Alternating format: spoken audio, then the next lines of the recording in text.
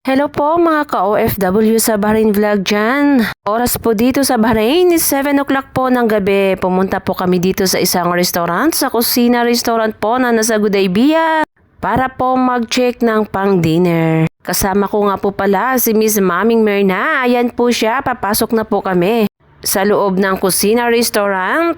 Ang ganda po ng place nila, meron pa po sa taas. Sa mga gusto po mag-dine-in sa taas, pwede po doon, malapad pa po ang kanilang area. Pero andito po kami sa baba, ayan na nga po ako, papasok na din po ako sa loob ng restaurant. Kasi nagka-crave po si ate ng pansit, gusto po niya mag-order ng pansit, kaya naisipan po namin nga pumunta dito sa Kusina Restaurant ng Gudaybiyah. At ayan na nga, namimili na si ate kung anong klaseng pansit ang kanyang orderin. At pansit bihon nga po ang kanyang napili, kaya yun po ang in-order namin. Pansit bihon at meron po silang siumay. Sobrang liwanag naman ng aking kamera, paiba-iba hindi ko alam. Siguro nga sinyalis na ito, naliliwanag din ang aking buhay. Soon na po yan, inshallah. At ayan na nga, nahirapan na kami sa pagpili pero pansit po ang hinahanap namin. Maraming salamat nga po pala sa walang sawang pag-play ng aking mga video.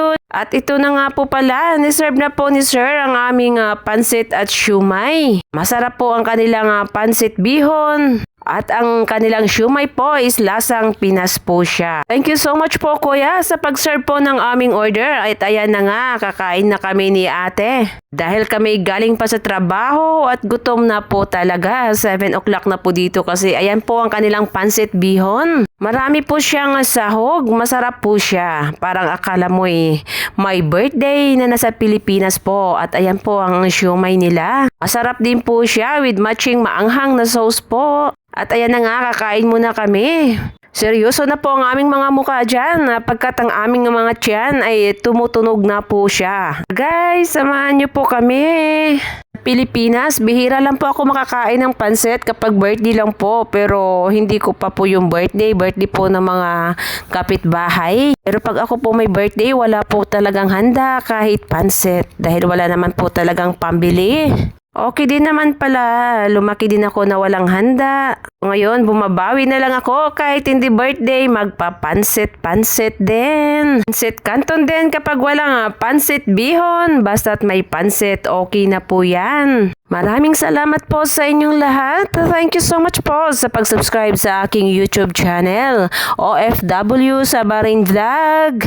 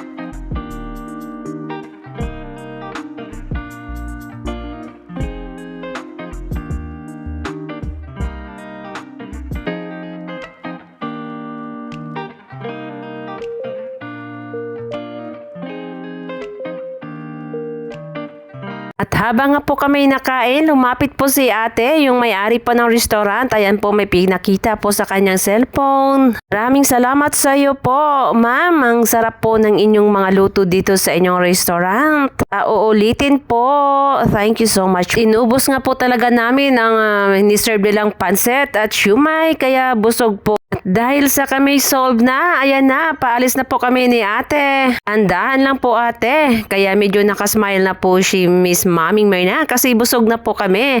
At dumiretso nga kami dito sa isang shop sa bilihan ng karak chai. Karak tea po siya, ayan na po, nag-order kami ng 2 tea. 100 fils lang po ang bawat baso, nasa 10 pesos siguro pag nasa Pinas. Dito lang kami nakatambay sa labas ng shop. Abay, nasa likod namin merong panggasol. Pag walang swerte, mukhang madamay pa kami dito. Masarap po uminom ng karak tea, lalo na ngayon na taglamig dito sa Bahrain. Parang nasa Pinas lang, nagtatambay kami sa labas ng bilihan ng karak tea. At meron nga akong napansin, isang pusa. Akala ko nga po'y Arabic din magsalita, kaya pinainom namin ng karak tea pero ayaw po niya. Ayaw lang pala ang tunog ng pusa sa Pinas at dito akala ko'y Arabic na. Arte din ang pusa na to. At meron nga po kaming nadaanan, nagtitinda po ng orange dito lang po sa gilid ng kalsada. Kaya napahinto po muna kami kasi gusto pong bumili ni ate ng prutas. Mura lang po ang kanilang tinda. 3 kilo po is 1 dinar lang. If nasa Pilipinas po is nasa 150 pesos po. 3 kilo na po siya. Halos di mo na rin po kaya nga buhatin. Tinulungan ko na nga rin po si ate para pumili po ng medyo okay. Pero okay po ang kanilang mga prutas. Ang gusto po kasi ni ate piliin is medyo maasim. Ang gusto ko naman ay medyo masarap po siya. Maraming salamat guys. Pauwi na po kami after nito. Kaya thank you so much po sa walang sawang pag-play ng aking mga videos. Thank you so much mga ka-OFW sa Bahrain Vlog.